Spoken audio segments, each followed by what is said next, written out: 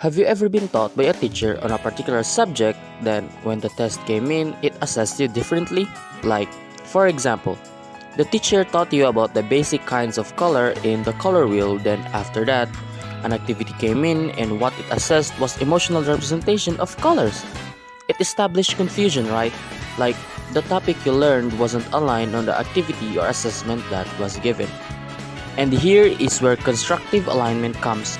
Constructed alignment is an outcome-based approach to teaching in which the learner outcomes that students are intended to achieve are defined before teaching takes place.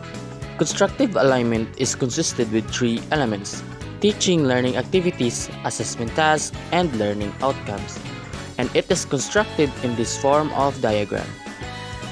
What this tells us is that in teaching, learning materials, teaching activities, or topics you teach on your students should be aligned or entirely relevant to your assessment task on what you give. And the assessment task that what you give should also be aligned or entirely relevant to the learning outcomes of the student. To put it simply, constructive alignment is if you teach a student how to drive, the assessment should also test the student how to drive, and it will result to a learning outcome where the student learn how exactly or practically to drive, and not if you teach a student how to drive, then the assessment is a test about how to describe driving, and it will result to a learning outcome where the student learn to drive in theory or in paper and not learning practically or literally how to drive. And that is constructive alignment. Thank you.